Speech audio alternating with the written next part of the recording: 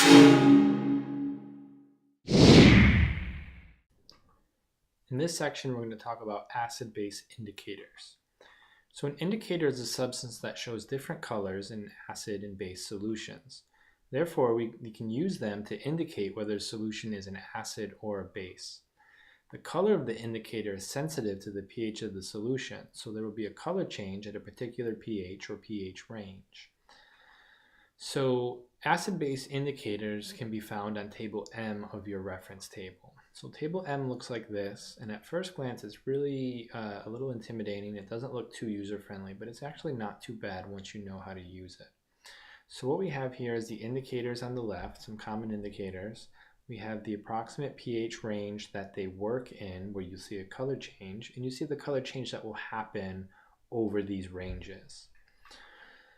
So let's look at an example here.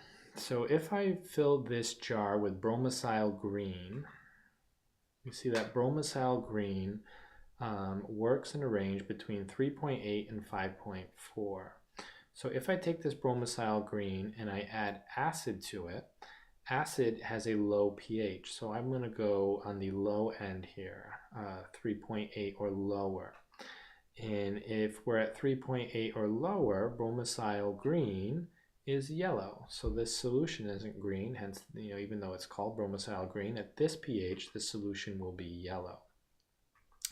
If I start adding base to this solution, and I move this pH up somewhere between 3.8 and 5.4, I'm going to start to get a color shift.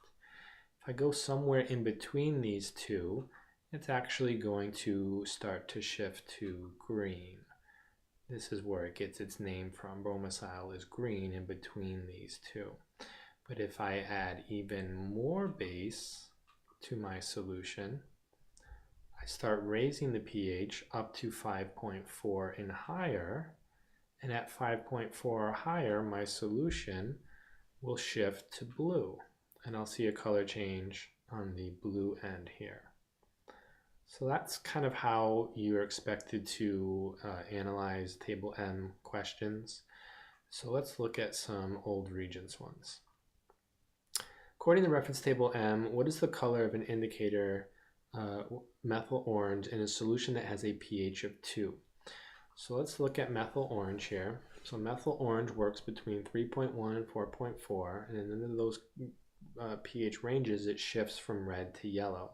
So a pH of 2 is on the low end. It's lower than 3.1. So if it's red at 3.1, it's still going to be red at a pH of 2. So our answer here is 4.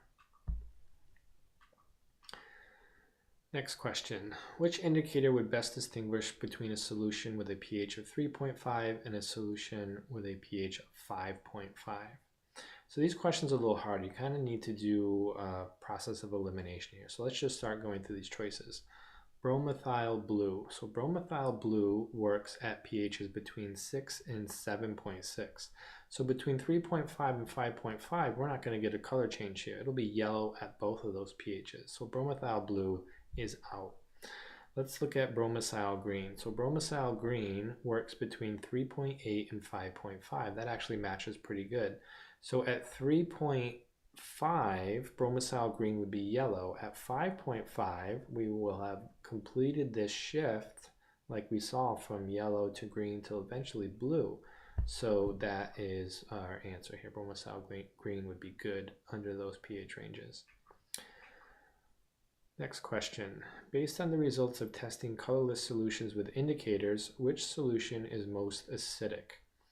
So again, this is going to come down to process of elimination. We're just going to have to go through each of these. Let's look at choice 1, a solution in which bromomethyl blue is blue. So let's look at bromomethyl blue. So bromomethyl blue will be blue at a pH of 7.6. So it shifts from yellow to blue between 6 and 7.6. So 7.6 is not an acidic pH, that's more neutral, so choice 1 is no good here. Let's look at choice 2, a solution in which Bromacyle green is blue. So Bromacyle green is blue between 3.8 and 5.4.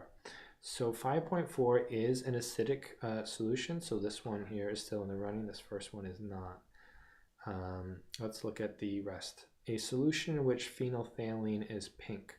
So phenolphthalein right here is pink at a pH of 9, so it shifts from colorless to pink at 9. So 9 is not acidic, so choice 3 is out. That's not a good choice. And let's just check 4 here. A solution in which methyl orange is red. So here's methyl orange. It is red. It shifts from red to yellow at 3.1 to 4.4. So 3.1 is an acidic pH, and that's looking like a better choice than our choice 2. Let's look at choice 2 again. It said bromocyle, green, blue. Yep, 5.4 is not as acidic. We want the solution that's most acidic. So 5.4 bromocyle green is not as acidic. It's a red solution of methyl orange 3.1. So our answer here is 4. Okay, one more. In which solution will thymol blue indicator appear blue? So let's look at thymol blue. So thymol blue works between a pH of 8 and 9.6. Under those pH ranges, it will shift from yellow to blue. So it will appear blue at 9.6. So we need to ask ourselves, is 9.6 an acid or a base? And of course it is a base. Anything higher than 7 is a base. So we need to pick the choice here from our 4 choices that's a base. And if you didn't know that, you probably could have gotten this right just by looking at your choices. So choice 1 is an acid. It's right on table K. Choice 3 is also an acid. Choice 4 is an acid. Choice 2 is our base here. That is a metallic hydroxide. So bases appear blue in thymol blue.